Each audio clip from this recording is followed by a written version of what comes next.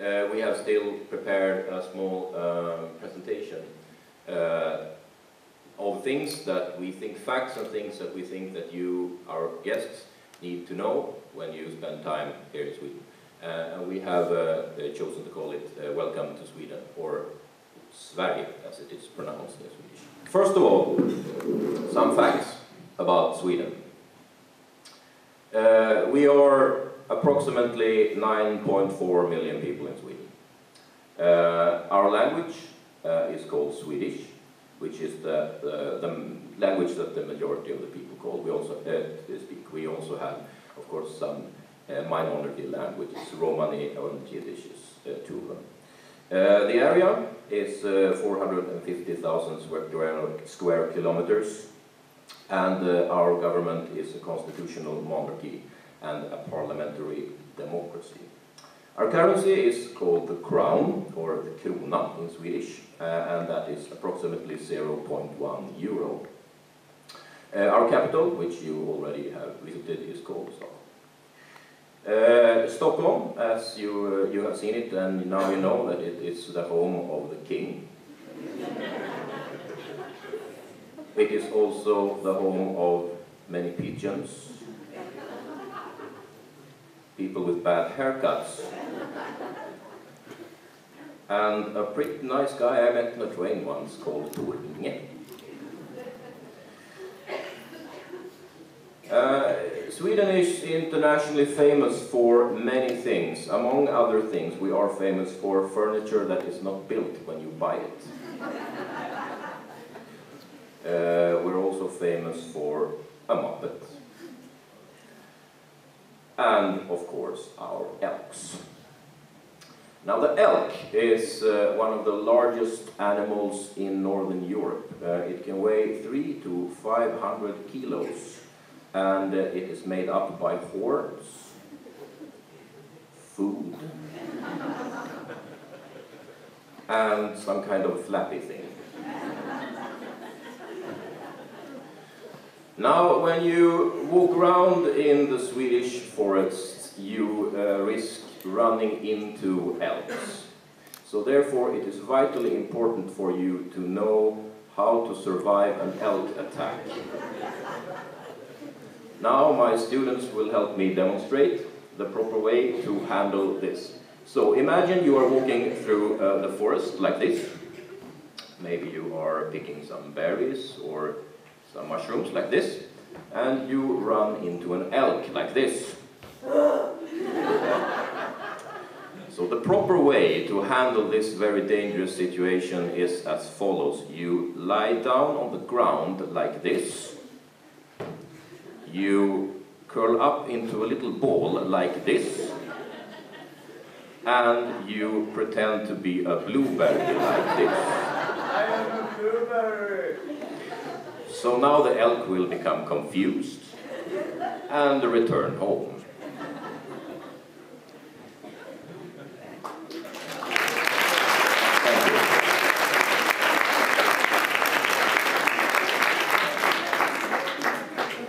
Now, when we are on the subject of elks and blueberries, it might be appropriate to talk about traditional Swedish food. Now, the Swedish cuisine is famous all around the world. We are famous for our most traditional dishes, which is our meatballs, our pizza, our tacos, and our Chinese food. When we are on the subject of food, it is also important to discuss the proper way to have dinner conversation in Sweden.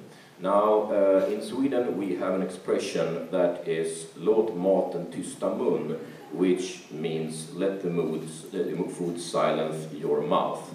So please, when you eat, don't talk.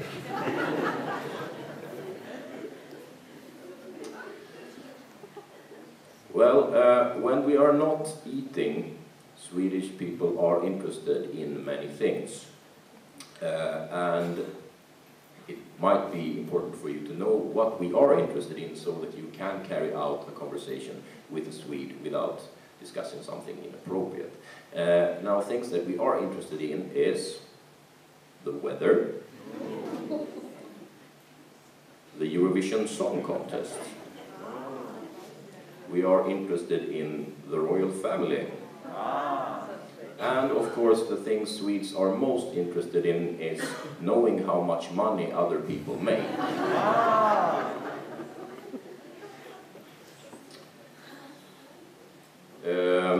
Swedish music is famous all around the world. We have some world-renowned song and singers and songwriters and bands. I am sure you have you have heard some of them. The most famous Swedish song is called Små grodorna. And in Swedish it goes like this. Små grodorna är lustiga att se. Små grodorna är lustiga att se. Okej. Små grodorna är lustiga att se. Små grodorna är lustiga att se. Ej öron, ej svansar hava det. Ej öron, ej svansar hava det. Koakaka, koakaka, koakaka, koakaka, koakaka, koakaka. Thank you.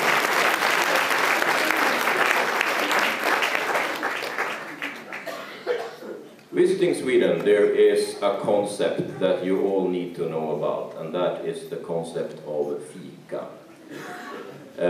Now this is a central and fundamental part of the social interaction in Sweden, and that is why it is so important for you to know about it. It is a type of social ritual when people sit down together for 15 to 30 minutes to drink coffee, to have some kind of cake, and to talk about other people. There are essentially two types of fika in Sweden. We have the ordinary fika, which is carried out during weekdays or at work or in school, or we have the god fika, or the good fika, which is carried out during weekends or on special occasions. For the average Swede to function normally, fika is necessary 2 to 3 times a day. And if fika is cancelled for any reason, the Swede will start experiencing some withdrawal symptoms, such as irritation, dizziness, anxiety, depression, memory loss, and hostility. Not to participate in the ritual may be interpreted as a sign of aggression and may provoke and anger the Swede. It's important for you to remember.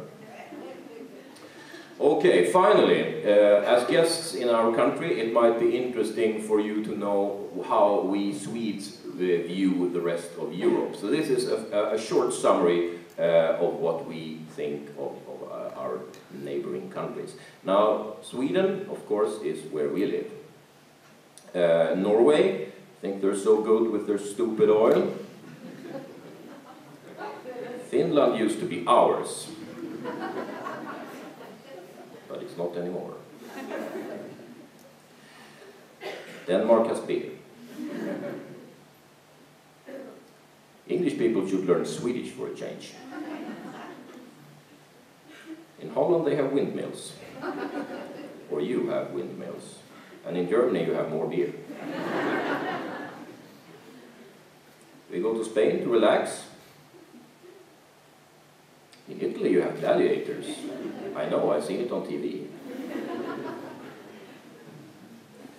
Switzerland is the country that Americans confuse Sweden with.